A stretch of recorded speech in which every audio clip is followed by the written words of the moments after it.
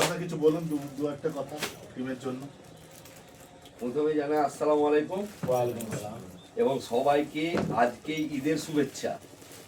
আমি বেশি বলবো না, কেন বলাতে আমি করি না, আমরা বলতে কম পারি, কাজ করতে পারি অনেক, কিন্তু বলতে ঠিক পারি না এবং বলা কম বলবো, কাজ বেশি করবো, সেটাই আমার উদ্যম ইচ্ছে।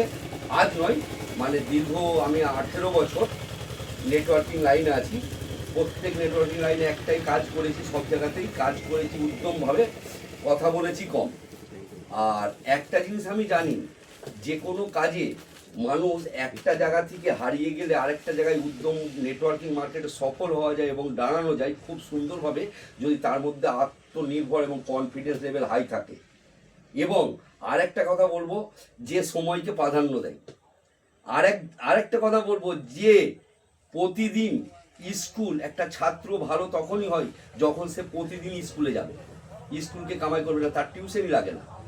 তা আমি এই জন্য আপনাদের সবার জন্য আমার এইটাই বার্তা, যে যদি সময়কে প্রাধান্য দেন, সময়কে আপনাকে ফিরিয়ে দেবে, তার বাস্তব উদাহরণ আমি। তার আগে আমি বলি যে এই ব্রাইট ফিউচার কোম্পানির ওনার যে শর্মা স্যার, তাকে মানে কি বলবো, অন্তরের অন্তঃস্থল থেকে প্রণাম। এবং সৈয়দ চঞ্চল হোসেন, যার কথা না বললেই নয়, একদম গার্জেনের মতো, একদম মানে নিজের মতন করে, একদম মানে অনেক রকমভাবে বুঝিয়ে করিয়ে আর পাশে থেকে যেভাবে সহযোগিতা করেন এবং কোম্পানিকে যেভাবে চালায়, মানে তার জন্য ওনাকে অনেক ধন্যবাদ।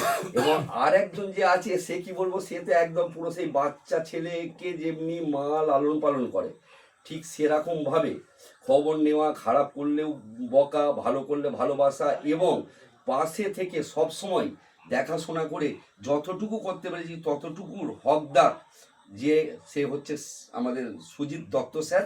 ওনাকেও অন্তঃস্থল থেকে আমার নমস্কার, প্রণাম, ভালোবাসা সব কিছু রইল। এবং উনার কথা কি বলবো, উনি মানে আজকে উনার কথা মতো তাও চলি না, চলতে পারি না। যদি চলতাম হয়তো আরও অনেক ওপরে যেতে পারতাম। এই কারণে আমি এই কথাগুলো বলছি, যে আজ থেকে 1 বছর আগে আমি কিন্তু জিরোতে দাঁড়িয়েছিলাম।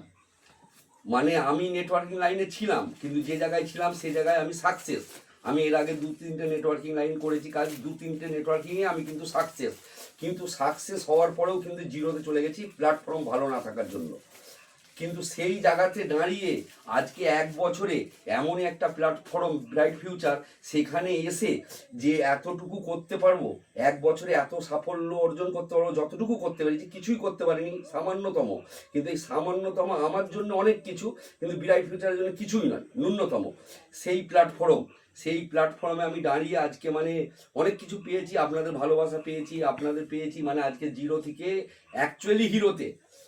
কেন আজকে এখান থেকে গাড়ি অ্যাচিভ করেছি, মানে হিরোতেই বলবো, আর কি বলবো। সেই জন্যেই আজকে এই জন্য আমি বলছি, যে যদি তাহলে আমার মধ্যে কনফিডেন্স থাকে এবং আমি যদি লড়াই দিই, আর যদি প্ল্যাটফর্ম সঠিক হয়, আমি যদি সেইভাবে কনফিডেন্স লেভেলকে ধরে রাখি, এবং আমি কিন্তু সেখানে দাঁড়াবো। আপনারা সবাই সেটা করতে পারবেন।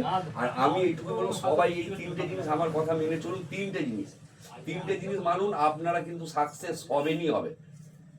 কনফিডেন্স লেভেলটা থাকুক হাই, আত্মবিশ্বাস, এবং সময়কে একটু প্রাধান্য দিন। এবং আজকে কোম্পানিতে আমি যখন জয়েন করেছি, সেই কোম্পানির বিষয়ে আমার কাছে ডাক গেছে যে 2টো কথা বলবে, 2টো কথা শুনবো, কি মিটিং হবে, সেটিং হবে, 5 জনের, 1 জনের আমার দেখার দরকার নেই, সিনিয়র লিডার ডেকেছে, আমাকে যেতে হবে।